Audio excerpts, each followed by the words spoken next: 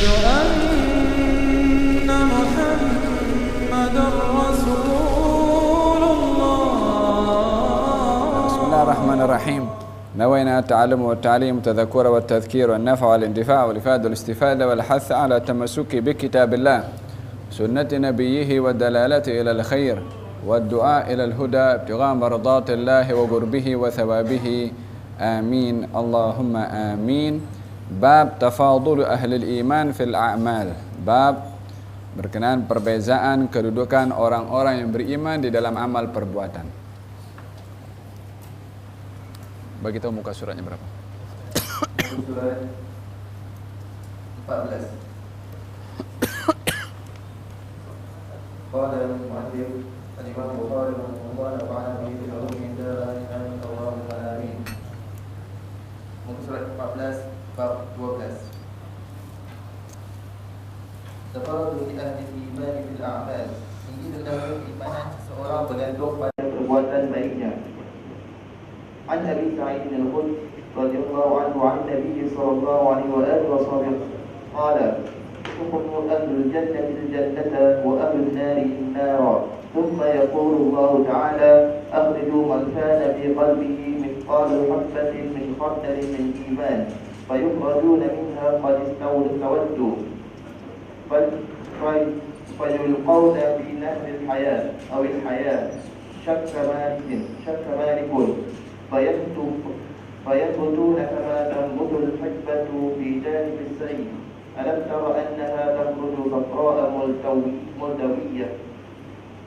Diriwayatkan dari Abu Sa'id al-Khudri radhiyallahu anhu, Nabi Muhammad sallallahu alaihi wasallam bersabda, ketika ahli penghuni syurga akan memasuki syurga dan ahli neraka akan masuk ke neraka, Allah Subhanahu wa taala akan memerintahkan mereka yang memiliki iman meskipun berat timbangannya sama dengan sebutir biji sawi akan dikeluarkan dari neraka.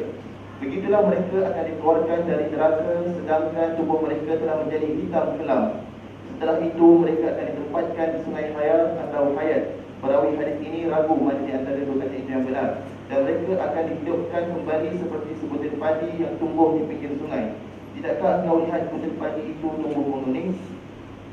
Wa anhu radhiyallahu anhu qala Rasulullah sallallahu alaihi wasallam بين أنا نائم رأيت الناس يعرضون علي وعليهم قمص منها ما يبلغ السرية ومنها ما دون ذلك وعرض علي عمر بن الخطاب وعليه قميص يدره قالوا فما أولت ذلك يا رسول الله قال الدين. Diriwayatkan dari Abu Sa'id al-Khudri radhiyallahu anhu, Rasulullah sallallahu alaihi wasallam pernah bersabda, ketika aku sedang tidur di dalam mimpi, aku melihat orang-orang berpakaian di hadapanku. Sebahagian dari mereka menutup tubuhnya hingga dadanya, sementara yang lainnya berpakaian lebih pendek dari itu. Dan Umar bin Al-Khattab diperlihatkan padaku memakai pakaian yang panjang. Sahabat-sahabatnya bertanya, bagaimana anda menafsirkannya ya Rasulullah? Atau apakah tafsir mimpi itu? Beliau menjawab, itu adalah agama. Yang ke-13, bab al-haya'u minal iman. Rasa malu adalah bahagian dari iman. An Ibn Umar radhiyallahu anhuma anna Rasulullah sallallahu alaihi wasallam marra ala rajulin min al-ansari wa huwa yaqibu akhahu fil haya'. فقال رسول الله صلى الله عليه وآله وسلم دعه فإن الحياء من الإيمان. Diriwayatkan dari Ibnu Umar radhiyallahu anhuma, sekali waktu Rasulullah sallallahu alaihi wasallam bertemu dengan seorang Ansar, lelaki yang sedang menegur saudara laki-lakinya kerana ia sangat pemalu. Saat itu juga Rasulullah sallallahu alaihi wasallam bersabda, biarkanlah dia kerana malu adalah bahagian dari iman. Yang ke-14, bab fa in tabu wa aqamu as-salah wa atu az-zakah fa qallu sabilahum. فإن تابوا وأقاموا الصلاة وآتوا الزكاة فخلوا سبيلهم. Firman Allah Azza wa Jalla, tetapi jika mereka bertaubat, mendirikan salat dan membayar zakat, berilah mereka kebebasan. At-Taubah ayat 5. Wa anhu radhiyallahu anhu anna Rasulullah sallallahu alaihi wasallam qala umirtu an uqatila an-nasa hatta yashhadu an la ilaha illallah wa anna Muhammadar Rasulullah ويقيموا الصلاة ويؤتوا الزكاة فإذا فعلوا ذلك عصموا مني دماءهم وأموالهم إلا بحق الإسلام وحسابهم على الله. Diriwayatkan dari Ibnu Umar radhiyallahu anhuma, Rasulullah sallallahu alaihi wasallam pernah bersabda, aku diperintahkan Allah Subhanahu wa taala untuk memerangi orang-orang kafir sampai mereka bersaksi bahawa tidak ada Tuhan selain Allah dan bersaksi bahawa Muhammad adalah Rasulullah, lalu mendirikan salat dan mengeluarkan zakat. Demikianlah apabila mereka menjalankan semua perintah tersebut, maka jiwa dan harta benda mereka akan dilindungi kecuali yang diambil untuk kepentingan hukum Islam, maka Allah lah yang akan memberikan perlindungannya. Bab man qala innal imana wal amal. Bab 15, iman adalah perbuatan yang baik. An Hurairah radhiyallahu anhu anna Rasulullah sallallahu alaihi wasallam su'ila ayyul amali afdal, qala imanun billahi wa rasulihi, qila thumma madha, qala al-jihadu fi sabilillah, qila thumma madha, qala hajjun mabrurun.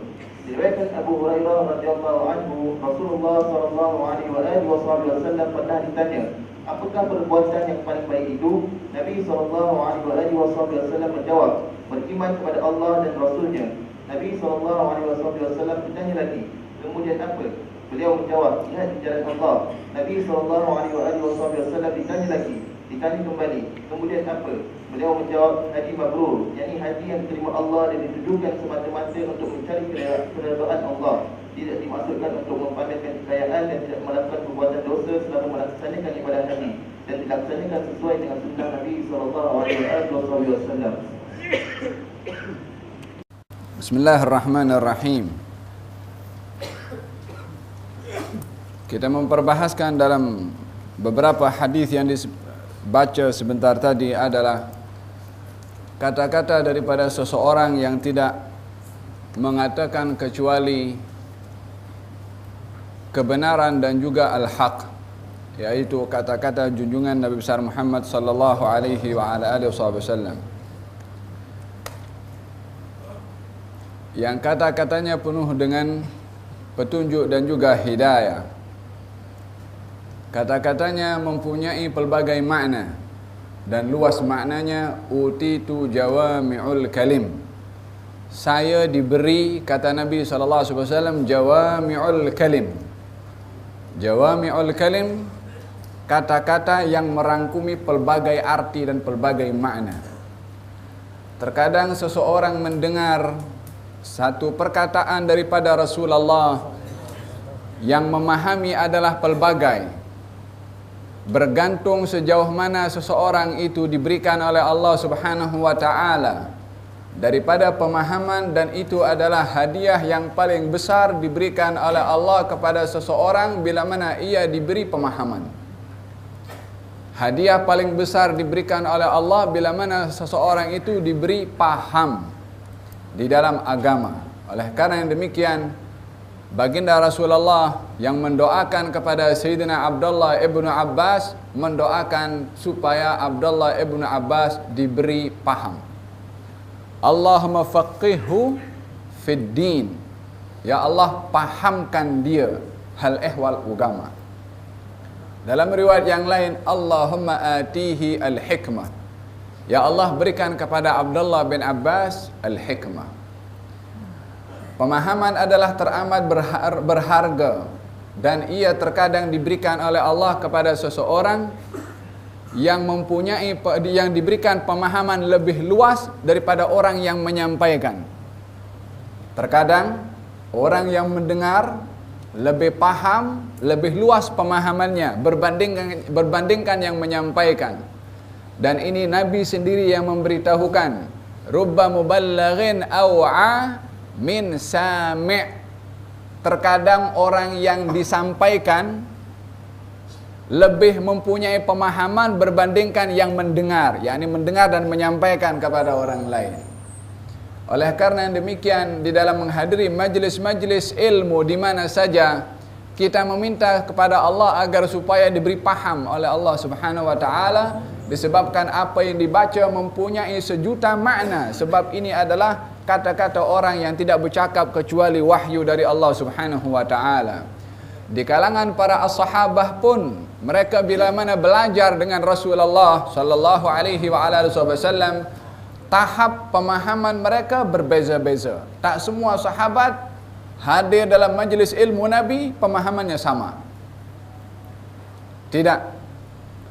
Mempunyai pemahaman yang berbeza-beza. Baginda Rasulullah sallallahu alaihi wasallam menyampaikan khutbah dalam Hajjatul Wada. Kemudian setelah menyampaikan khutbah, baginda membacakan ayat Al-yawma akmaltu lakum dinakum wa atmamtu alaikum ni'mati wa raditu lakumul Islam dina. Hari ini kusempurnakan agamamu. Kusempurnakan nikmatku padamu dan aku ridha Islam sebagai agama. Ini adalah merupakan satu pengesahan dari Allah Subhanahu wa taala tentang agama yang sudah lengkap dan sudah sempurna sebagai bimbingan kepada umat manusia sepanjang zaman. Sehingga salah seorang Yahudi datang kepada Sayyidina Umar ibn al-Khattab ketika beliau menjadi khalifah. Yahudi itu berkata, "Wahai khalifah kaum muslimin, di dalam kitab kamu ada satu ayat yang kalau ayat itu turun kepada kami bangsa Yahudi, maka akan kami jadikan hari turunnya ayat itu adalah hari raya." Karena hebatnya ayat tersebut. Ayat itu pengesahan kepada kesempurnaan agama. Maka Sayyidina Umar bertanya, ayat apa yang kamu maksudkan? Maka dibaca ayat Al-yawma akmaltu lakum dinakum wa atmamtu alaikum ni'mati wa raditu lakumul Islam dina. Maka Sayyidina Umar menjawab, wallahi demi Allah saya tahu di mana ayat itu turun dan juga bila ayat itu turun. Ayat itu turun di Arafah dan itu adalah bertepatan pada hari raya Yaumun Nahri, yaitu hari raya Idul Adha. Kedua-duanya adalah merupakan hari raya dan itu adalah jatuh pada hari Al-Jumu'ah juga.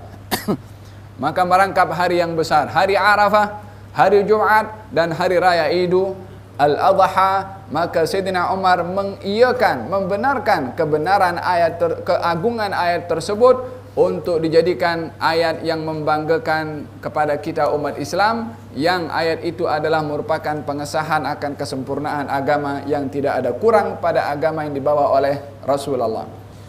Ketika ayat itu dibacakan oleh Rasulullah dalam khutbah Hajjatul Wada, dalam khutbah dalam haji yang terakhir baginda Rasulullah SAW, maka mereka kaum muslimin bergembira disebabkan oleh kerana ayat itu adalah ayat yang begitu mulia. Maka mereka berpelukan satu dengan yang lain mengucapkan tahniah karena kesempurnaan agama. Akan tetapi didapati Sayyidina Abu Bakar Siddiq menangis dengan turunnya ayat tersebut. Maka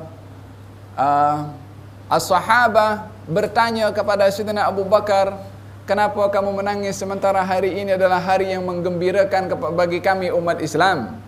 Kata Sayyidina Abu Bakar mengatakan, ya, bukankah kalau agama sudah disempurnakan oleh Allah, tugas Rasulullah itu sudah pun selesai. Bila mana tugas Rasulullah selesai, tiba juga masa baginda untuk kembali kepada Allah Subhanahu wa ta'ala. Maka itu adalah hari yang paling menyedihkan bagi kami bila mana berpisah dengan Rasulullah SAW.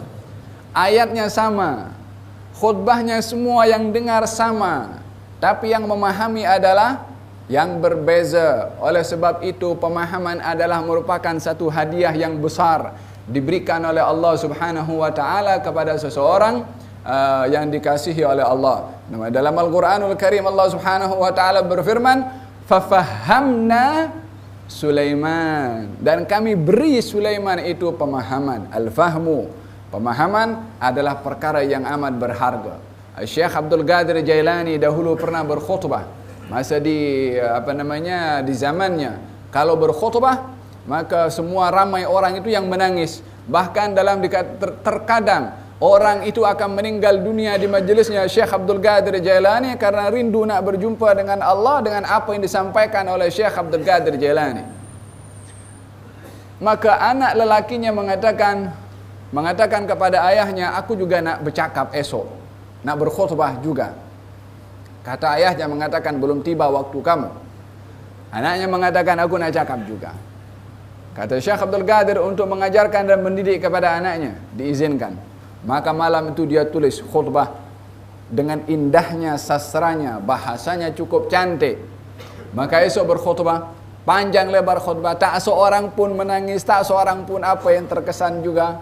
Walaupun panjang, turun anaknya, Syekh Abdul Qadir Jalani naik. Dia kata, semalam aku bermimpi, ada seekor kucing yang mencuri ikan. Satu majlis menangis, semuanya pasal kucing mencari ikan. Yang difahami bukan zahir kucing curi ikan, tapi yang difahami pemahaman yang Allah berikan kepada si pendengar untuk memahami maksud daripada perkataan kucing curi ikan. Masing-masing mengikuti memahami perbuatan salahnya. Yang satu mengumpat orang lain seakan-akan curi dosa orang lain. Yang satu zalim kepada orang lain seakan-akan dia adalah mengambil hak orang lain. Perbuatannya itu diinsafi melalui kata-kata kucing mencuri ikan. Siapa yang memberi pemahaman kepada mereka sedemikian? Allah Subhanahu wa ta'ala. Yang memberikan pemahaman kepada Nabi Sulaiman adalah zat yang sama memberikan pemahaman kepada sesiapa yang dikehendaki oleh Allah. Moga-moga Allah Subhanahu wa ta'ala berikan kepada kita pemahaman. Allahumma faqihna fid din. Dalam hadis Nabi Muhammad sallallahu alaihi wasallam yang diriwayatkan oleh Abu Sa'id Al-Khudri, dalam riwayat hadis yang lain pun dalam kelas yang sebelumnya kita sudah menjelaskan latar belakang Abu Sa'id Al-Khudri yang nama sebenarnya adalah Sa'ad bin Malik ibn Sinan. Beliau meriwayatkan daripada Nabi sallallahu alaihi wasallam, katanya akan masuk syurga penghuni syurga. Dalam riwayat yang lain, Allah akan memasukkan sesiapa yang dikehendaki ke dalam syurga, dan juga akan masuk neraka penghuni neraka. Lalu Allah Subhanahu wa ta'ala berfirman kepada malaikat, menyuruh kepada sesiapa yang berada di dalam neraka, bila mana ada di dalam hati mereka mithqal habbah min khardal. Mithqal itu nilai kepada timbangan, habbah biji, khardal sawi. Allah Subhanahu wa ta'ala menyuruh malaikat mengeluarkan sesiapa sahaja yang berada di neraka yang mempunyai iman, nilai berat iman itu sama berat dengan satu biji sawi. Ini menunjukkan bahwasanya iman mempunyai timbangan di sisi Allah Subhanahu wa ta'ala. Nilai iman, berat iman yang diumpamakan seberat biji sawi. Yang kita memandang bahwasanya satu biji sawi, berapa agaknya beratnya satu biji sawi, yang kita tidak melihat ada nilai. Tapi iman bagi Allah Subhanahu wa ta'ala seberat itu, ada nilai dan timbangannya di sisi Allah, supaya seseorang tidak mempermainkan kepada orang yang ada iman di dalam hatinya. Kalau ini orang yang beriman, imannya itu seberat satu biji sawi, masih dihargai nilainya di sisi Allah untuk tidak kekal berada di dalam neraka dan diselamatkan oleh Allah Subhanahu wa ta'ala ke dalam syurga. Sehingga dikatakan ketika keluar daripada neraka dalam keadaan kulitnya atau badannya itu hitam macam arang yang sudah dibakar itu, kemudian dimandikan dengan nahrul haya, nahru sungai, al-hayatu nahrul hayati, al-haya kehidupan. Dalam riwayat yang lain al-haya, rawi ragu-ragu, al-hayati atau al-haya. Ini maknanya rawi menyebutkan dua-dua ini, haya tanpa tak marbutah, kemudian hayati guna tak marbutah. Sebab perawi itu ingin meriwayatkan kata-kata orang yang betul-betul hebat tadi itu, maka dia berhati-hati. Kalau dia ragu-ragu akan sebutkan, aku tak pasti yang mana satu, haya atau hayati. Walaupun keduanya mempunyai kaitan yang erat. Haya artinya hujan, al-hayati artinya kehidupan. Artinya orang itu yang dikeluarkan dalam keadaan kulitnya itu bahasa kampung saya gosong, dah hitam. Dimandikan dengan air kehidupan atau air untuk kembali balik itu kulit menjadi segar. Dan itu kemudian yang berlaku kepada orang yang dikeluarkan oleh Allah Subhanahu wa taala yang mempunyai nilai atau berat keimanan walaupun sebesar atau seberat biji sawi. Apa tujuan baginda Rasulullah menyebutkan tentang perkara yang sedemikian? Yang pertama memang ingin memberitahukan bahwasanya tidak ada seorang pun yang mempunyai iman walaupun seberat biji sawi akan kekal dalam neraka. Yang kedua, untuk memberitahukan bahwasanya orang yang ada iman di dalam hatinya itu adalah ada nilai di sisi Allah, maka jangan seseorang itu merendahkan seseorang yang imannya bernilai di sisi Allah Subhanahu wa taala. Walihada Allah Subhanahu wa taala berfirman di dalam Al-Qur'an, "Wa man qatala", barang siapa orang yang membunuh orang yang beriman muta'ammidan, dengan sengaja, fajazauhu jahannam khalidan fiha wa ghadiballahu alaihi wa la'anahu wa a'adda lahu 'adzaban 'azima atau alima. Orang yang membunuh orang yang beriman, satu.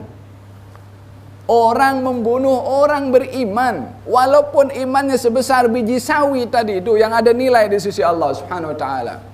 Maka kalau dia membunuhnya dengan sengaja, fajazauhu, maka balasannya jahannam, neraka jahannam yang paling berat hukumannya yang dihukum oleh Allah Subhanahu wa taala kepada orang-orang kafir. Neraka yang sama akan dihukumkan kepada orang yang membunuh orang yang beriman. Bukan hanya di adab neraka jahannam, akan tetapi hukumannya lebih daripada neraka jahannam. Apa itu? Khalidan fiha, akan dikekalkan berada dalam neraka jahannam, waliyadzubillah. Bukan hanya kekal berada dalam neraka, wa ghadiballahu alaihi, Allah murka kepadanya. Bukan hanya murka, wa la'anahu, dilaknat oleh Allah Subhanahu wa taala. Bukan hanya dilaknat, dan disediakan azab yang begitu pedih oleh Allah Subhanahu wa taala. Neraka jahannam, kemudian kekal, kemudian dimurkai, kemudian dilaknat, kemudian disediakan azab yang pedih lagi. Sudahlah neraka jahannam itu neraka, ditambahkan lagi azab oleh Allah kepada orang yang membunuh satu nyawa daripada orang-orang yang beriman. Sebab apa? Sebab tidak menghormati iman yang Allah letak di dalam hati seseorang itu. Tak seorang pun berhak untuk mencabut nyawa orang yang beriman dengan sebab yang tidak dibenarkan oleh syarak. Oleh karena demikian, hadis ini menceritakan tentang kedudukan iman di sisi Allah Subhanahu wa taala yang mesti manusia mengambil kira akan kedudukan iman di sisi Allah Subhanahu wa taala. Hadis ini menceritakan tentang perkara yang akan berlaku di akhirat nanti, dan ini adalah menuntut kepada kita kepada keimanan. Walaupun perkara ini belum berlaku, tetapi akan berlaku. Dan perkara itu akan berlaku di akhirat, maka kita pun beriman kepada perkara yang gaib, perkara yang akan berlaku di masa akan datang, termasuk daripada hal ehwal akhirat tentang masuknya penghuni syurga ke dalam syurga dan penghuni neraka ke dalam neraka. Maka dalam hal ini kita memahami tak seorang pun yang di dalam hatinya ada walaupun seberat biji sawi daripada iman akan kekal berada di dalam neraka, melainkan akan diselamatkan oleh Allah Subhanahu wa ta'ala. Sehingga orang itu dikeluarkan dan dimandikan dengan air kehidupan, lalu akan dimasukkan di dalam syurga oleh Allah Subhanahu wa ta'ala. Kata baginda Rasulullah dalam Sahih Muslim, baginda bersabda, "Inni la'arifu", saya ini kenal kepada orang yang the last one yang keluar daripada neraka. Saya tahu siapa orang terakhir yang keluar daripada neraka. Dalam keadaan dirinya itu terkadang berjalan, terkadang merangkak. Dikatakan berjalannya, maaf cakap, berjalan dengan mengheret dia punya punggung, duduk sambil berjalan macam tu. Daripada kesan azab api neraka. Terkadang pun merangkak, karena kalau dah sakit berjalan, mengheret dia punya belakang sini, mengheret ke tanah untuk dia berjalan menghindarkan atau yang sudah diselamatkan daripada api neraka, dia jalan sendiri. Tak mampu berjalan dengan belakangnya, dia merangkak. Lepas tu balik lagi berjalan dengan dengan punggungnya. Wa hakadha, keadaan orang yang terakhir keluar daripada neraka, wal iyadu billah. Lalu dimandikan dengan air kehidupan oleh Allah Subhanahu wa taala untuk pulih balik tubuh badannya.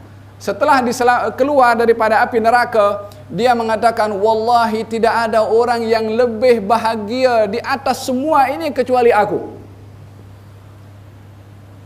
Dia menganggap paling bahagia, paling mendapatkan nikmat yang paling besar dengan apa? Dengan selamat daripada api neraka. Dengan baru keluar daripada api neraka dah cukup. Kalaupun tak masuk syurga tak apa. Dia sampai mengatakan tidak ada orang mendapat nikmat paling besar daripada aku, daripada yang terdahulu sampai akan datang, dia kata. Aku paling besar mendapatkan nikmat, baru terselamat daripada api neraka. Seseorang tidak akan mengungkapkan kata-kata yang sedemikian, melainkan melihat bagaimana dahsyatnya perkara yang berlaku yang dia terselamat daripadanya. Demikian yang dikatakan oleh orang itu dalam hadis Nabi SAW. Setelah dia mengatakan demikian, alhamdulillah, dia memuji kepada Allah Subhanahu wa taala. Lalu dia nampak di sebelah sana ada pokok yang rindang. Kemudian dia berkata kepada Allah, ya Allah, bolehkah engkau izinkan aku pergi ke pokok itu untuk berteduh dan aku minum air daripada pokok tersebut, daripada bawah pokok itu. Kata Allah Subhanahu wa taala mengatakan, aku dah selamatkan engkau. Kata hamba itu mengatakan, ya Allah, aku hanya nak berteduh dan nak minum air daripada tempat itu, aku berjanji tak akan minta apa-apa daripada engkau. Kata Allah Subhanahu wa taala, betul engkau tak minta? Kali aku tak minta. Dibawa pergi ke tempat bawah pokok itu, tengok rindangnya pokok, kemudian ada air pun, minum daripada air di bawah pokok tersebut. Nampak sebelah sana pokok lagi cantik. Maka dia beritahu kepada Allah Subhanahu wa taala, ya Allah, itu pokok di sana lagi lebih cantik. Aku nak pergi ke situ, nak minum juga daripada air yang ada di bawah pokok itu. Kata Allah, bukankah engkau dah berjanji kepada aku tadi untuk tidak meminta apa-apa lagi daripada aku? Ya Allah, aku nak minum. Yakni dikatakan dalam hadis itu Nabi beritahu, Allah melihat kepada hamba itu yang menunjukkan rayuannya, sehingga Allah penuhi kepada hamba itu ketika merayu. Tahu budak kecil kalau anak-anak kita merayu paksa kepada kita, ayolah bang. Rayuan anak itu mengubah kita, sikap kita yang awalnya tak nak, akhirnya jadi nak. Awalnya tak nak bagi, jadi bagi. Allah Subhanahu wa taala dirayu demikian, dibagi juga oleh Allah Subhanahu wa taala. Okey, pergi. Lepas tu nampak sana lagi cantik lagi. Dia minta balik kepada Allah, wahai anak Adam, bagaimana engkau sudah berjanji kepada aku? Dia kata, ya Allah, ini last sekali, tak nak minta lagi. Dia pergi dihantar sana, dapat lagi nampak daripada tempat itu lebih menghampiri kepada syurga. Dia nampak syurga, maka dia pun nak bertanya pun kepada Allah Subhanahu wa taala, dah berjanji tak nak tanya. Kata Allah Subhanahu wa taala menawarkan, wahai anak Adam, mahukah engkau aku berikan kepada apa yang kamu nampak itu, yakni syurga dengan penuh segala kenikmatan? Mahukah engkau aku berikan apa yang kamu nampak daripada kenikmatan itu 10 kali ganda besarnya daripada dunia kamu dahulu ketika kamu hidup di dunia? 10 kali ganda. Kita belum pernah pusing dunia ini. Ini 10 kali untuk orang yang last one keluar daripada neraka. Bukankah besar rahmat Allah Subhanahu wa taala kepada sesiapa yang mau diberikan oleh Allah? Kata hamba itu mengatakan, dia tak percaya macam mana dia baru selamat daripada api neraka. Dia adalah orang yang paling last one keluar daripada neraka. Dosanya banyak, berimannya pun seberat biji sawi sahaja. Mendapatkan kenikmatan syurga yang besarnya macam dunia 10 kali ganda. Dia tak percaya. Dia kata, ya Allah, janganlah engkau nak mentertawakan aku. Kata baginda Rasulullah sallallahu alaihi wasallam, engkau masuk ke dalamnya 10 kali ganda engkau dapat. Kata baginda Rasulullah sallallahu alaihi wasallam ketika meriwayatkan hadis ini, Nabi pun tersenyum Kata Abdullah bin Mas'ud, "Ya Rasulullah, kenapa engkau tersenyum?" Kata baginda Rasulullah, "Aku juga melihat karena Allah Subhanahu wa taala juga tersenyum." Tersenyum daripada apa Allah Subhanahu wa taala? Melihat hamba ini berkata, "Ya Allah, takkan kau nak memperlekehkan aku untuk diberikan syurga yang besarnya 10 kali ganda daripada dunia, sementara aku orang yang paling teruk daripada hamba-hambamu." Tapi itu rahmat yang diberikan oleh Allah Subhanahu wa taala kepada orang yang terakhir keluar daripada neraka. Apa agaknya orang yang tak perlu masuk dalam neraka? Yang insya-Allah kita termasuk daripada mereka, insya-Allah tadkhul jannah bala hisab. Hadis yang berikutnya daripada Abu Sa'id Al-Khudri juga. Katanya Rasulullah sallallahu alaihi wasallam bersabda, "Baina ana naimun." Ketika saya berada dalam keadaan tidur, saya bermimpi melihat ramai daripada manusia yang saya melihat mereka dalam keadaan memakai pakaian. Ada di antara mereka pakaiannya sampai kepada dada mereka. Ada yang kurang daripada itu. Dan saya melihat Sayyidina Umar bin Khattab memakai pakaian yang dia menarik pakaian itu, yakni labuh pakaian itu sampai Sayyidina Umar macam tarik pakaiannya karena labuhnya. Maka ditanya, "Apa yang kamu takwilkan wahai Rasulullah?" Nabi menjawab, "Ad-din," agama. Apa makna hadis ini? Hadis ini menceritakan tentang beberapa perkara. Yang pertama adalah berkenaan dengan mimpi. Dan mimpi itu adalah bahagian daripada bahagian-bahagiannya wahyu. Bila mana mimpinya mimpi yang saleh. Dikatakan dalam hadis Nabi SAW, bahagian daripada wahyu itu adalah ar-ru'yatus salihah, mimpi yang baik. Sehingga orang bila mana bermimpi dengan mimpi yang baik, dikatakan kepadanya khairan tara khairan yakun. Baik yang kamu nampak, baik pula yang akan berlaku kepada kamu. Tapi hanya terhad kepada mimpi yang baik saja. Tidak berlaku kepada mimpi yang tidak baik. Tidak berlaku kepada mimpi kosong. Tapi hanya berlaku kepada mimpi yang baik sahaja. Dan kedudukan mimpi ini adalah mempunyai hubung kait yang erat dan rapat dengan kehidupan yang sebenar. Baginda Rasulullah sallallahu alaihi wasallam yang mensyariatkan tentang azan itu adalah berdasarkan daripada mimpi seseorang sahabat yang bercerita kepada Rasulullah tentang cara memanggil orang untuk salat melalui mimpinya. Di dalam mimpi melihat mendengar suara azan, maka diikrar oleh Nabi SAW azan daripada mimpi seorang sahabat tersebut. Kemudian di dalam surat Yusuf, Allah Subhanahu wa taala menceritakan satu surat itu permulaannya daripada mimpi dan akhir daripada cerita itu adalah diakhiri dengan takwil mimpi. Permulaannya daripada mimpinya Nabi Yusuf melihat 11 planet sujud bersama dengan matahari dan juga bulan. Itu matla'us surah, permulaan surat menceritakan tentang mimpi. Penghujung surat menceritakan tentang takwil mimpi. Ketika Nabi Yusuf berada di singgasananya, adik-beradiknya datang, orang tuanya pun datang dan mereka sujud. Maka takwil daripada mimpi Nabi Yusuf yang masih kecil umur 12 tahun itu nampak realiti dan nyata setelah umur Nabi Yusuf lebih daripada 40 tahun. Maka dia mengatakan, "Hadhihi ta'wil ru'ya, hadha ta'wilu ru'yaya." Ini takwil mimpi saya dulu. Berapa tahun mimpinya? Umur 12 tahun lebih kurang. Bila realiti mimpi yang dilihat oleh Nabi Yusuf adalah ketika beliau sudah menjadi Nabi berpuluh tahun lamanya daripada awal mimpi yang dilihat oleh Nabi Yusuf alaihissalam. Oleh karena demikian, mimpi itu mempunyai kesan yang erat dalam kehidupan yang sebenar, khususnya bila mana mimpi-mimpi yang yang baik, tapi bukan mimpi yang tidak baik. Lebih-lebih lagi bila mana mimpi itu yang bermimpi adalah para anbiya dan para rasul, maka kedudukannya adalah lebih berkesan dan lebih mempunyai makna, seperti mimpi Nabi Ibrahim alaihissalam, seperti mimpi Nabi Yusuf sebagaimana saya ceritakan, sebagaimana mimpi juga Nabi Muhammad sallallahu alaihi wasallam. Adapun mimpi-mimpi selain daripada para anbiya sama mempunyai kedudukan walaupun tidak sama dengan peringkat kedudukan mimpi para anbiya. Mimpi para anbiya wahyu, Tapi mimpi selain daripada para anbiya tidak mempunyai nilai wahyu, tapi mempunyai nilai kebaikan bergantung kepada kadar kedudukan orang itu di sisi Allah Subhanahu wa taala.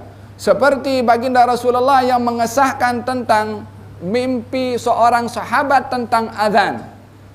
Mimpinya baik, lalu diambil oleh Nabi mimpi itu sebagai satu hukum dalam syariat azan yang kita lakukan hingga hari ini. Dan baginda Rasulullah SAW kerap juga bila mana duduk dengan para sahabat, Nabi bertanya, di antara kamu ada yang bermimpi ke? Nak dengar apa mimpi-mimpi yang mungkin ada hikmah di sebalik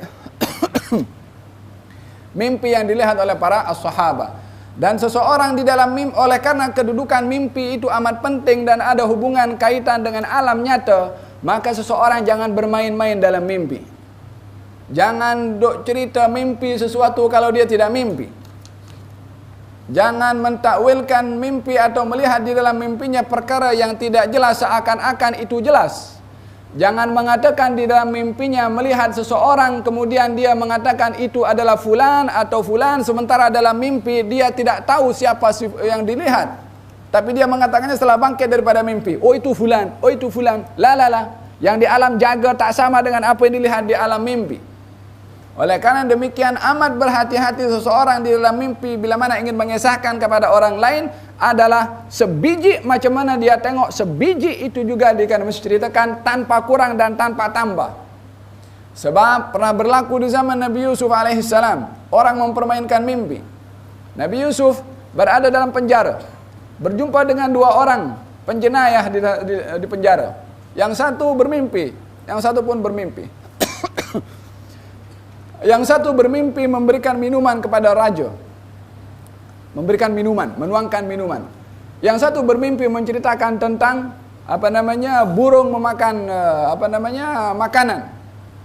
Kemudian kata Nabi Yusuf mengatakan, adapun kamu yang bermimpi menuangkan minuman, kamu tak lama lagi akan bebas. Dan kamu akan dilantik menjadi pembantu kepada raja dan menuangkan minuman untuk raja. Kemudian yang satu lagi bermimpi, adapun kamu satu hari kamu akan dibunuh dan kamu akan macam diikat dan ada burung yang makan daripada kepalanya. Kata orang bermimpi yang kedua itu mengatakan, aku tak mimpi macam tu.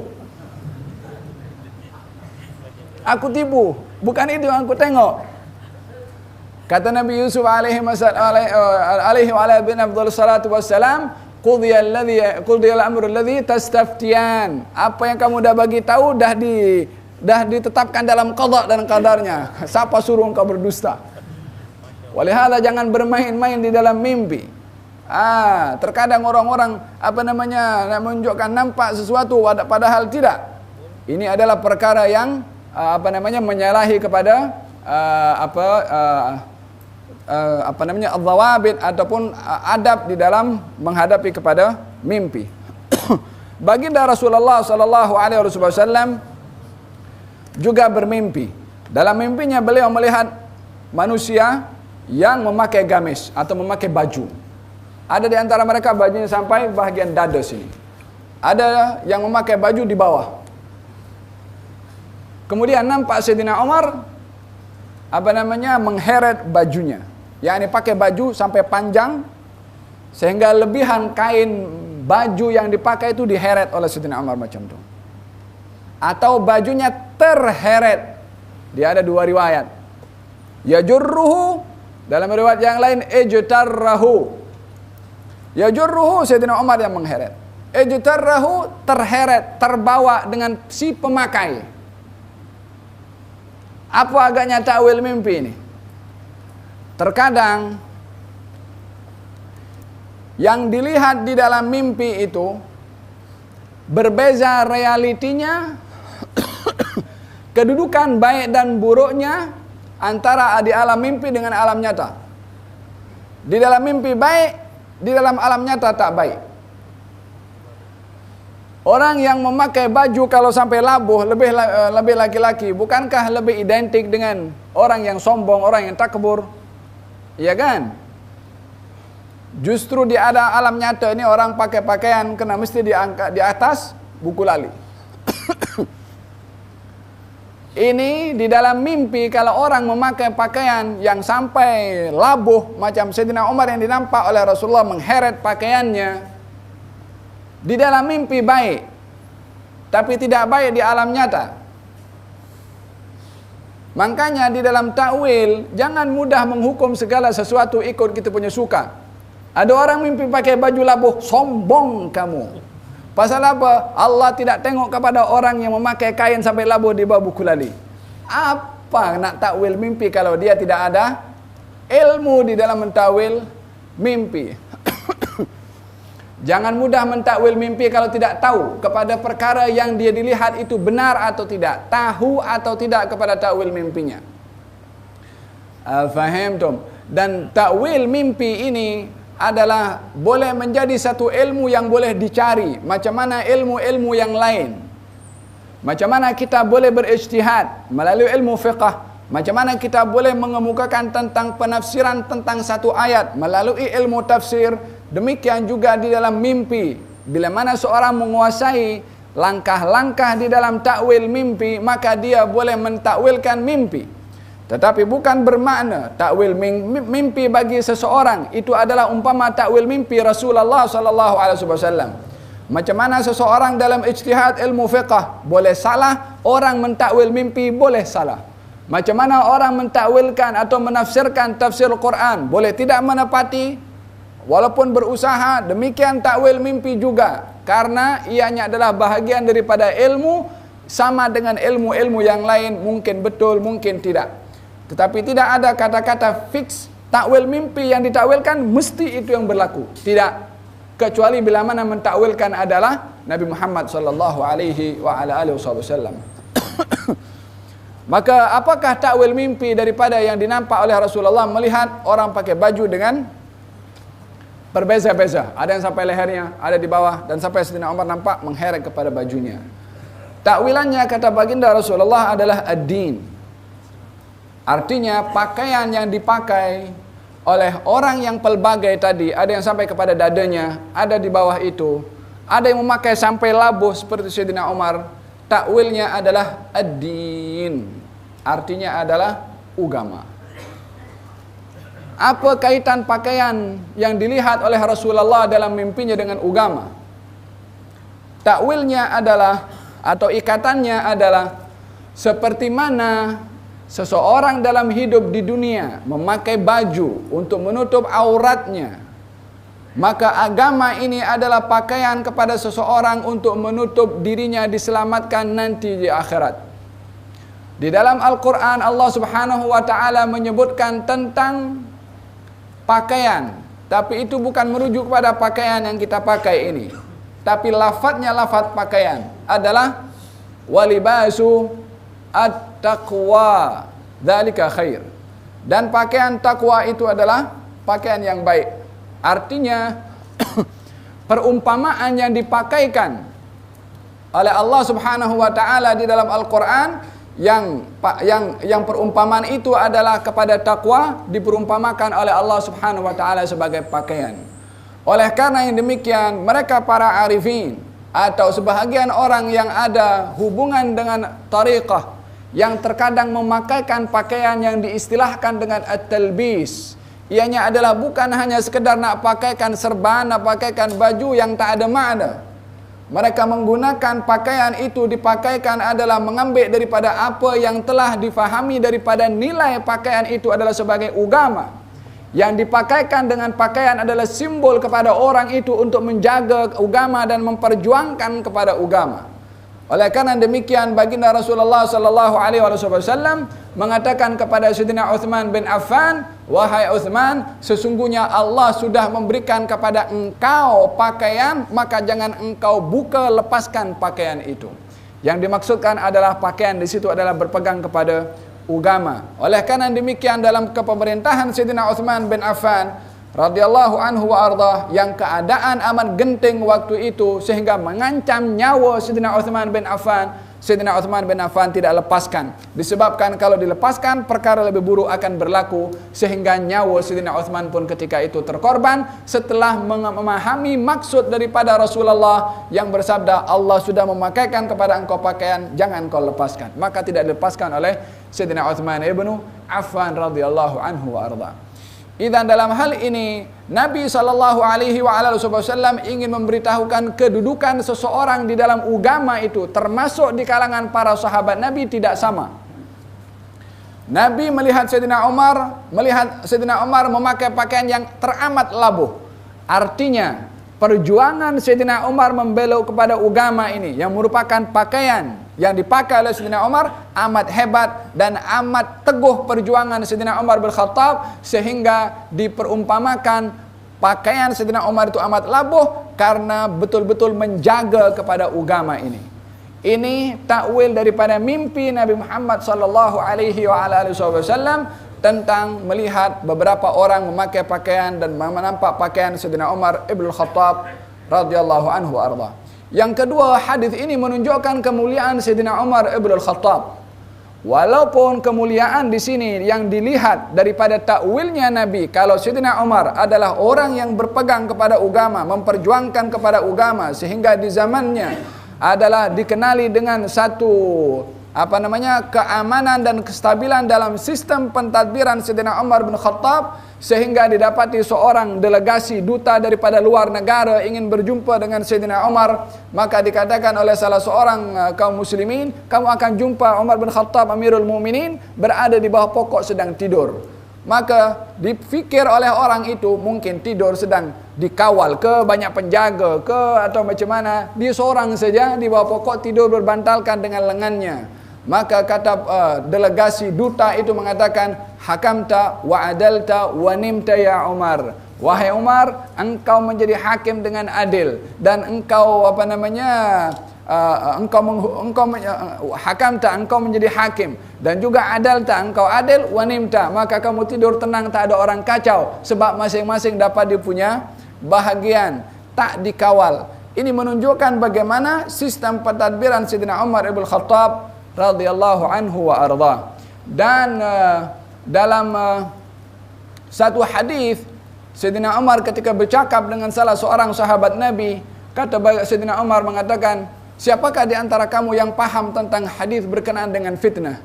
Maka seorang sahabat Nabi berkata, Sayyidina Umar, kalau saya tidak silap, mengatakan, saya hafal tentang satu hadis berkenaan dengan fitnah, diceritakan oleh Sayyidina Hudzaifah, kemudian bahwasanya fitnah itu mempunyai pintu untuk menghalang fitnah itu merebak, tapi pintu itu akan hancur. Kata Sayyidina Umar mengatakan, Nabi berkata hancur atau pintu itu terbuka? Sahabat itu mengatakan, Nabi mengatakan hancur. Kata Sayyidina Umar, kalau begitu pintu itu tidak akan mungkin ditutup lagi. Kalau pintu terbuka, boleh ditutup. Tapi kalau pintu itu hancur, sudah tidak layak lagi untuk menjadi pintu. Dan pintu yang dimaksudkan adalah Sayyidina Umar bin Khattab, yang wafatnya setelah dibunuh oleh Abu Lu'lu' al-Majusi, semakin merebak fitnah yang berlaku di kalangan kaum al-muslimin. Maka Sayyidina Umar ketika diberitahukan pintu itu pecah, beliau menangis. Sebab sedar kalau pintu kepada fitnah itu adalah dirinya sendiri, yang setelah wafatnya beliau berlaku perkara-perkara yang lebih mengkeruhkan keadaan kaum muslimin di zaman itu. Walaupun hadis ini menunjukkan kemuliaan Sayyidina Umar, tetapi bukan bermakna Sayyidina Umar lebih mulia daripada Sayyidina Abu Bakar As-Siddiq radhiyallahu anhu wa arda. Tetapi secara spesifik di sini baginda Rasulullah menunjukkan kemuliaan Sayyidina Umar, bukan berarti lebih mulia daripada Sayyidina Abu Bakar, karena kedudukan para sahabat Nabi dari segi afdalnya, kemuliaannya adalah nas Nabi mengatakan adalah orang yang paling mulia setelah aku adalah Sayyidina Abu Bakar As-Siddiq radhiyallahu anhu wa arda. Wa hakadha, ini takwil mimpi yang diberikan oleh Rasulullah sallallahu alaihi wasallam tentang kedudukan seseorang yang berbeza-beza. Tajuk hadis ini, orang yang beriman tak sama. Sayyidina Umar imannya top, sehingga tak sama dengan sahabat-sahabat yang lain. dalam segi keimanannya kepada Rasulullah dinampak daripada mimpinya Nabi Muhammad sallallahu alaihi wa ala alihi wasallam. Ini adalah hadis yang kedua. Hadis yang ketiga, al-haya'u minal iman. Bab sifat malu itu bahagian daripada al-iman. An Ibn Umar radhiyallahu anhuma anna Rasulullah sallallahu alaihi wa ala alihi wa sahbihi wasallam marra ala rajulin minal ansar wa huwa ya'idhu akhahu fil haya'. Faqala Rasulullah sallallahu alaihi wasallam da'hu fa innal haya'a minal iman. Abdullah bin Umar radhiyallahu anhuma berkata, sesungguhnya Rasulullah sallallahu alaihi wa alihi wasallam melalui seseorang sedang menasihati saudaranya berkenaan dengan sifat malu. Lalu baginda Rasulullah berkata, biarkan orang itu bercakap tentang malu karena sifat malu adalah bahagian daripada al-iman. Karena sifat malu bahagian daripada al-iman. Al-haya'u minal iman. Al-imanu bid'un wa sab'una syu'bah. Iman itu lebih daripada 70 bagian. Di antaranya al-haya', sifat malu. Apakah itu sifat malu? Al-Imam Al-Junaid mengatakan bahwasanya sifat malu itu adalah ru'yatul ala wa ru'yatut taghsir. Fayatawalladu bainahuma halatun tusamma al-haya'. Al-Imam Al-Junaid salah seorang ahli at-tasawuf. Dia mengatakan malu itu adalah ru'yatul ala. Orang melihat kepada besarnya nikmat Allah. Kemudian wa ru'yatut taghsir, dan orang yang melihat kekurangan kepada dirinya di dalam menunaikan hak nikmat Allah. Akan lahir daripada dua sifat ini sifat malu. Yang pertama ru'yatul ala, melihat kepada besarnya nikmat Allah. Melihat besarnya nikmat Allah bergantung kepada siapa dan ilmu makrifat orang yang melihat. Bila mana orang yang melihat nikmat Allah daripada segi sihat, maka dia akan melihat nikmat Allah sihat saja. Orang yang melihat nikmat Allah daripada segi sudut gaji tinggi, maka dia akan melihat nikmat Allah terletak kepada gajinya sahaja. Orang yang melihat nikmat Allah subhanahu wa ta'ala dalam kenikmatan dalam keduniaan, maka dia akan terhad memahami nikmat Allah dalam hal keduniaan. Tapi orang yang melihat nikmat Allah dalam segala keadaan, termasuk nafas yang kita bernafas, termasuk jantung yang bergerak, termasuk kedipan mata yang berkedip, termasuk nikmat tidur, termasuk segala apa yang berlaku, sehingga kita akan mengakui bahwasanya agak teramat besar nikmat yang Allah berikan kepada kita, maka kita akan melihat kekurangan kita di dalam menginsafi nikmat tersebut, kerana tidak mampu seorang pun mensyukuri semua nikmat. Mungkin seseorang boleh mensyukuri nikmat harta dengan mengagihkan nafkah kepada yang wajib, zakatnya, lalu buat kebajikan yang lain, nikmat syukur, ini syukur dalam harta. Tapi siapa yang boleh mensyukuri nikmat syukur dalam nafas? Siapa dapat mampu mensyukuri nikmat syukur kepada jantung yang bergerak? Nak dikata nafas ini berhenti sekejap, aku nak bersyukur kepada Allah subhanahu wa ta'ala? Tak mungkin. Nafas akan terus berjalan. Walihada Imam Hasan al-Basri mengatakan, anfasuka thalatha. Nafas kamu ada 3. Nafas yang dah lepas, kamu akan disoal untuk apa kamu bernafas. Yang kedua, nafas yang sedang kamu bernafas, hendaklah kamu sedar dipergunakan untuk apa kamu bernafas. Yang ketiga, nafas yang akan datang, yang kamu tak tahu akan bernafas atau tidak. Perkiraannya di dalam muamalahnya kepada Allah melalui nafasnya, apatah lagi seluruh kegiatan keseharian. Oleh karena demikian, Sayyidina Dawud alaihi salam berkata kepada Allah subhanahu wa ta'ala, ya Allah, aku tidak mampu bersyukur kepada engkau. Sebab kalau aku bersyukur kepada engkau dengan mengucapkan alhamdulillah atas nikmat apa saja, kalimat alhamdulillah itu dah merupakan tambahan nikmat daripada engkau, yang aku patut bersyukur akan nikmat alhamdulillah. Kalau aku mengucap yang kedua, alhamdulillah untuk yang pertama, maka yang kedua adalah nikmat juga daripada engkau. Untuk mensyukuri nikmat alhamdulillah yang kedua. Dan seterusnya seperti itu. Aku tidak mampu bersyukur kepada engkau. Allah menjawab, Ya Dawud, awama alimta idza ajasta an syukri faqad syakartani. Wahai Dawud, tidakkah kamu tahu kalau kamu sedar dirimu lemah untuk mensyukuri hak syukur nikmat aku, kamu sudah bersyukur kepada aku. Yakni syuhudut tagsir. Syuhudut taksir, menyaksikan diri kita kurang di dalam memenuhi hak syukur nikmat Allah Subhanahu wa taala. Tapi bila mana aku dah bersyukur kepada Allah, tengok aku guna, Anda belum bersyukur. Syukur Anda itu nikmat yang Anda mesti bersyukur juga. Sampai bila-bila tak seorang pun mampu menunaikan hak syukur kepada Allah Subhanahu wa taala, pengakuan akan ketidakupayaan mensyukuri hak nikmat itu adalah hakikat syukur seseorang kepada Allah Subhanahu wa taala. Maka bila mana seseorang melihat dirinya serba berkekurangan memenuhi hak syukur nikmat, akan punya sifat malu kepada Allah Subhanahu wa taala. Macam mana? Adakah aku sebagai hamba yang diberikan segala pemberian oleh Allah, kemudian aku belum lagi dapat memenuhi hak syukur Allah, lalu akan aku derhaka kepada Allah, aku bermaksiat kepada Allah, aku lawan kepada Allah, aku tak ingat kepada Allah Subhanahu wa taala. Kita manusia kalau bagi nikmat kepada orang lain, orang itu tak ingat kepada kita, tergores kita punya perasaan, tak ingat jasa baik aku kepada dia. Lalu bagaimana dengan Allah Subhanahu wa taala yang bagi segala-galanya kepada kita? Wa in ta'uddu ni'matallahi la tuhsuha. Kalau kamu nak menghitung jumlah bilangan nikmat Allah, kamu tidak akan mampu. Oleh karena demikian, Al-Imam Al-Junaid mengatakan rukun ataupun definisi ataupun macam mana seorang itu punya sifat malu adalah dengan dua perkara.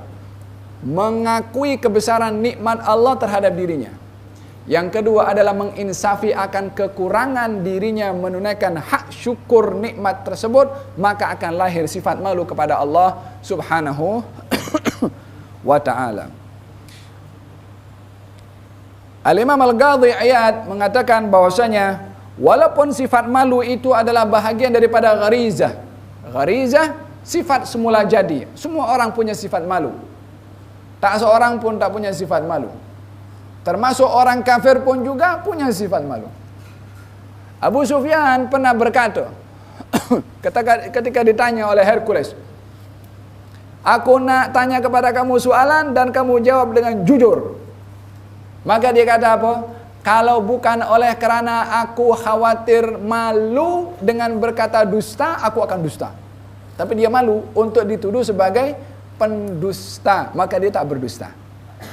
Sifat malu itu sifat semula jadi ada kepada manusia, punya sifat malu. Akan tetapi sifat semula jadi itu akan berubah menjadi satu ibadah kalau seseorang melahirkan sifat malu dengan niat untuk menjadikan kesempurnaan iman atau mendapatkan bahagian daripada iman melalui sifat malu. Akan berbeza kedudukan malu itu bila mana secara gharizah, fitrah, jibillah, tabi'ah, dengan orang punya sifat malu dengan adanya niat nak mengambil bahagian daripada iman. Oleh karena demikian, sifat malu yang merupakan bahagian daripada iman tidak relevan, tidak berlaku kepada orang yang malu untuk menyampaikan kebenaran. Walaupun terkadang di situ ada orang malu juga untuk menyampaikan kebenaran. Orang nak tegur orang yang lebih tinggi daripada dia, atasannya ke, atau big boss ke, atau siapa saja. Dia buat salah, kita bawahan. Nak tegur, malu aku. Ini bukan malu bahagian daripada iman. Tapi ini adalah malu yang tidak menjadi tuntutan atau bukan bahagian daripada al-iman. Lalu apakah malu yang merupakan bahagian daripada iman? Malu yang merupakan bahagian daripada iman adalah sifat malu yang mendorong seseorang untuk berbuat taat dan sifat malu yang mendorong seseorang untuk menghindarkan diri daripada perbuatan maksiat. Aku taat karena aku malu kepada Allah, diberi segala-galanya aku tak taat kepada Allah. Yani macam orang diberi beasiswa untuk pergi belajar. Semuanya dipenuhi. Takkan dia nak hampakan balik kepada berjumpa dengan orang yang bagi beasiswa dengan dia dengan tidak sukses di dalam belajarnya, maka dia malu untuk berjumpa dengan orang yang memberi kepadanya. Maka dalam hal ini malu adalah sifat yang mendorong seseorang untuk berbuat taat dan sifat yang mendorong seseorang untuk menghindarkan diri daripada perbuatan al-ma'siyah. Baginda Rasulullah menyebutkan tentang sifat malu ini dengan berbagai macam sebutan. Baginda Rasulullah bersabda, al-haya'u minal iman. Sifat malu bahagian daripada iman. Baginda bersabda, al-haya'u la ya'ti illa bi khair. Sifat malu itu tidak mendatangkan kecuali perkara-perkara yang baik. Kemudian Allah Subhanahu wa taala juga punya sifat malu. Innallaha hayyun karim. Allah itu punya sifat malu. Idza maddal 'abdu yadayhi an yaruddahuma sifra. Allah malu untuk menghadapi seseorang yang menadahkan tangan kepada Allah, akan dikembalikan tangan itu tangan kosong. Malu. Macam mana kita ada orang minta-minta segan atau malu, dia balik tangan kosong. Allah Subhanahu wa taala bila melihat kepada seorang hamba menadahkan tangan, Allah malu untuk kembali tangan itu kosong. Artinya Allah akan berikan permintaan orang yang meminta kepada Allah. Di dalam Al-Quran Allah berfirman, innallaha la yastahyi minal haq. Allah tidak malu untuk menyampaikan, memberikan perumpamaan yang benar. Ada sifat di situ adalah Allah tidak malu. Dalam hal ini adalah sifat yang sesuai, bukan sama dengan manusia. Bila mana kita bercakap tentang sifat-sifat yang ada pada manusia dinisbahkan kepada Allah, bukan artinya sama dengan manusia. Allah adalah Allah, tidak sama sifatnya kepada manusia walaupun lafaz sifat itu adalah sama. Wa hakadha. Ini beberapa perkara yang bersifat dengan sifat malu. Dan baginda Rasulullah SAW dalam Sahih Muslim dikatakan baginda Rasulullah asyaddu hayaan minal adra'i fi khidriha. Nabi SAW punya sifat malu lebih pemalu daripada seorang anak dara yang berada di dalam biliknya. Yani sifat pemalunya Nabi itu adalah dinampak daripada perbuatan baginda Rasulullah, sehingga orang akan paham keadaan Rasulullah suka atau tidak daripada mukanya akan nampak. Sebab Nabi nak tegur kepada orang, Nabi malu. Tentunya bukan dalam hal ma'ruf dan mungkar. Kalau dalam hal ma'ruf dan mungkar Nabi tegas dalam hal ini. Tapi dalam hal-hal yang mungkin boleh menyentuh perasaan orang lain yang akan tergores bila mana Nabi bercakap, maka Nabi SAW malu untuk menegur kepada orang itu, Nabi tahan. Dan ini adalah sifat baginda Rasulullah SAW. Kata as-sahabah, kita akan nampak apa maksud Nabi yang ada di dalam melalui mukanya. Sehingga dalam Al-Quran Allah Subhanahu Wa Taala menceritakan tentang sifat malunya Nabi SAW ketika Nabi berkahwin dengan Siti Zainab.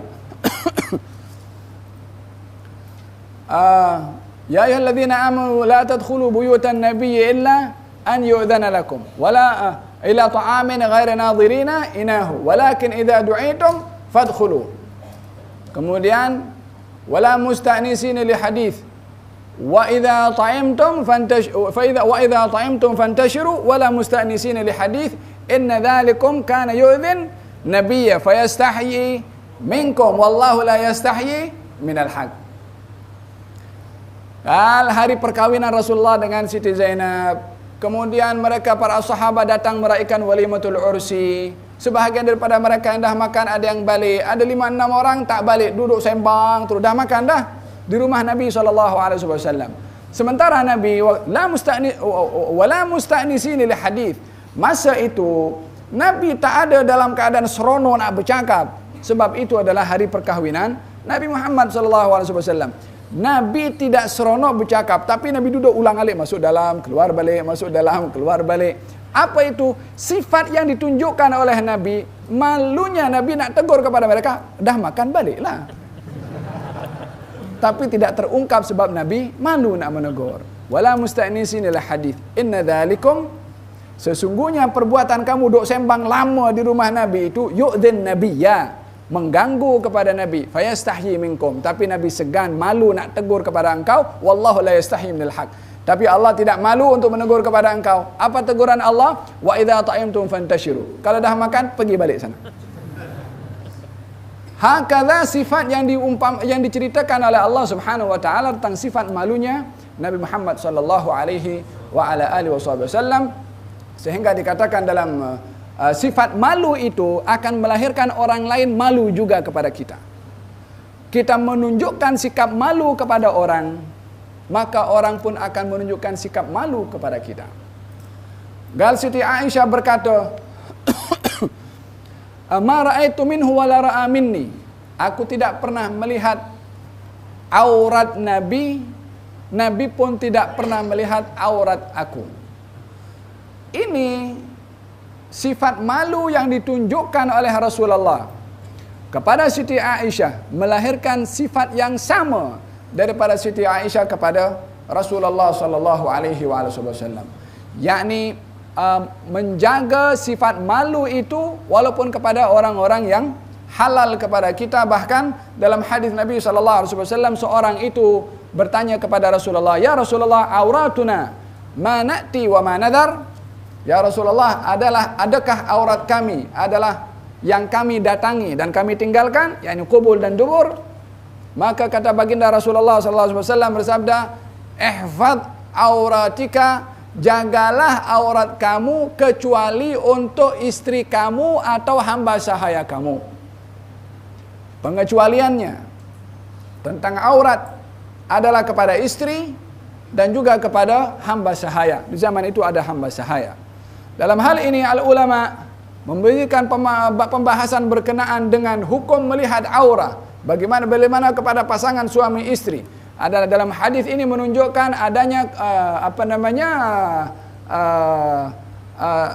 general hukum yang harus ataupun boleh, walaupun afdalnya adalah mengelakkan daripada perkara sedemikian bila mana mengelak daripada hal-hal yang kurang menepati kepada sopan santun. Walaupun hukum dasarnya adalah diperbolehkan karena segala sesuatu yang diharamkan kepada orang lain akan menjadi halal kepada pasangan suami istri, kecuali beberapa perkara yang dihalang dan dilarang oleh asy-syara'. Lalu kata sahabat mengatakan, "Ya Rasulullah, kalau aurat kami hanya boleh untuk pasangan kami, yakni istri dan juga hamba sahaya, bagaimana kalau antara sesama kami, yakni laki-laki dengan laki-laki, perempuan dengan perempuan umpamanya?" Terkadang pun orang mungkin zaman dahulu cara pemakaiannya tidak seperti zaman kita sekarang, panas mungkin suasana kita sekarang, ada aircon dan lain sebagainya. Falhasil kata sahabat, "Ya Rasulullah, kalau antara kami saja macam mana? Laki-laki dengan laki-laki, perempuan dengan perempuan." Kata baginda Rasulullah SAW, "Bila mana kamu mampu untuk mengelakkan daripada memperlihatkan aurat kamu kepada orang lain, maka jangan kamu tunjukkan aurat kamu kepada orang lain." Artinya tetap tidak dibenarkan walaupun kepada sama jantina, yakni laki-laki dengan laki-laki, perempuan dengan perempuan. Kemudian sahabat tanya balik, "Ya Rasulullah, kalau kita sedang bersendirian, tak ada orang?" Apa kata baginda Rasulullah sallallahu alaihi wasallam? "Fallahu ahaggu an yustahya minan nas." Allah lebih patut kita malu kepadanya daripada manusia. Apa maknanya?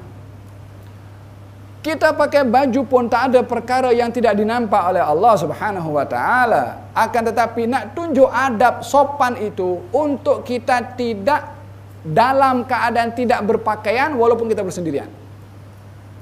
Tetap kita menjaga kita punya aurat walaupun kita bersendirian. Adab sopan kepada siapa? Kepada Allah Subhanahu wa taala. Di dalam hadis Nabi sallallahu alaihi wasallam, "Iyyakum wal uryan." Hati-hati kamu daripada kamu telanjang, yakni tidak berpakaian walaupun dalam keadaan bersendirian. Kenapa? Fa inna, sesungguhnya bersama dengan kamu man la yufarigukum, makhluk yang tidak pernah berpisah daripada kamu, yaitu kalangan daripada malaikat kecuali dalam dua keadaan, yakni ketika masuk bilik air dan ketika seorang itu lelaki mendatangi kepada istrinya, baru malaikat dia ke tepi pergi tempat lain. Tapi bila mana tidak dalam dua keadaan ini, ada makhluk yang sentiasa memerhati kepada kita. Oleh karena demikian, kita menjaga sifat malu itu juga kepada malaikat yang bersama dengan kita, termasuk malu dengan jin. Macam mana pula malu dengan jin? Dia tak, bukankah sifat jin itu nampak kepada kita, kita tidak nampak kepada jin. Kita Kalau nak tukar nak tukar baju, kita masuk bilik kunci pintu. Ya kan? Orang yang pergi kedai, mana kedai baju itu, nak tukar baju, nak try baju. Dia buka tengah-tengah situ ke atau masuk dalam bilik. Dia masuk, pasal apa? Malu. Kata baginda Rasulullah meriwayatkan daripada Sayyidina Ali bin Abi Talib, orang itu kalau membuka baju, ucapkanlah bismillahilladzi la ilaha illa huwa. Kata-kata ini akan menutup pandangan jin untuk nampak kepada kita punya aurat, supaya tidak nampak, jin pun tak nampak. Sebab macam mana kita malu kepada manusia, malu juga kepada jin. Diajarkan adab oleh Nabi SAW. Hanya dengan bismillahilladzi la ilaha illa huwa. Kenapa kita masuk tandas disunnahkan untuk berdoa, Allahumma inni a'udzubika minal khubuthi wal khaba'ith. Awalnya mengucapkan bismillah terlebih dahulu. Allahumma inni a'udzubika minal khubuthi wal khaba'ith. Berlindung daripada jin atau syaitan, al-khubuth wal khaba'ith. Salah satu hikmah daripada baca doa itu adalah masa kita berada di dalam tandas, mandi ke atau apa, sementara orang tidak berpakaian, tak ada sehelai kain yang menutup, maka itu adalah tetap ditutup daripada pandangan jin, karena kita masuk tandas dengan membaca doa. Sampai sedemikian peringkat malu itu diajar oleh Nabi SAW. Jangankan kepada orang lain, jangankan dalam keadaan bersendirian, kepada malaikat dan jin kita diperintahkan untuk malu. Kalaupun malaikat tak ada bersama dengan kita, jin tak bersama dengan kita, fallahu haqqun istahya. Allah lebih patut untuk kita malu kepadanya. Sehingga baginda Rasulullah merespon kepada orang yang punya sifat malu luar biasa. Dalam hadis ini ada orang bercakap tentang malu. Malu. Orang lain nak menghalang, kata Nabi, biarkan. Dia bercakap tentang malu, biarkan dia bercakap tentang malu. Karena malu bahagian daripada al-iman. Orang yang nak mencegah orang bercakap tentang malu dihalang oleh Nabi. Sebab pentingnya orang itu mempunyai sifat malu. Di antara orang yang punya sifat malu, dan sifat malu itu melahirkan sifat malu daripada orang lain. Setinggi dan sehebat mana seseorang punya sifat malu, akan melangkahi alam lain sehingga makhluk lain pun malu kepadanya. Bukan hanya manusia, makhluk lain akan malu.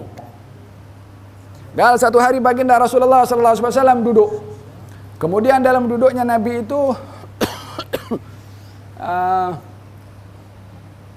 dalam keadaan Nabi menghujurkan kakinya, dan kain Nabi itu naik ke atas sedikit menghampiri kepada pahanya, tapi tidak naik sampai ke paha Nabi, karena paha bahagian daripada al-aurah mengikut mazhab kita Syafi'i, walaupun bukan aurat mengikut pandangan mazhab yang lain. Terlepaslah paha itu aurat atau bukan, lain pembahasan, kita punya tajuk. Sayyidina Abu Bakar datang, maka Nabi SAW berada dalam keadaan yang sama dan mengizinkan Sayyidina Abu Bakar masuk. Sembang selesai, Sayyidina Abu Bakar keluar. Lepas itu Sayyidina Umar datang, Nabi pun dalam keadaan yang sama. Lepas selesai bercakap, keluar. Sayyidina Uthman datang, Nabi terus berada dalam posisi yang sopan, yang rapi, dan mengatakan kepada Siti Aisyah untuk mengambilkan kain, lalu diizinkan Sayyidina Uthman bin Affan jumpa dengan Nabi SAW.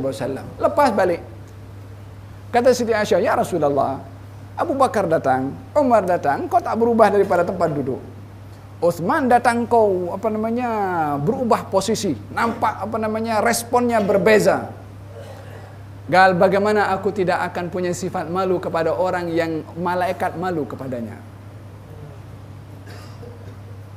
Uthman ibnu Affan, sehingga digelari adalah manistahid ilaihi malaikatur rahman, malaikat Allah Subhanahu wa taala malu kepada Sayyidina Uthman bin Affan. Sebab apa? Karena sifat malunya Uthman bin Affan kepada Allah, malaikat pun malu kepada Sayyidina Uthman bin Affan. Sikap malu seseorang kepada orang lain akan mengundangkan sikap malu juga daripada orang itu kepada kita. Al-haya'u minal iman.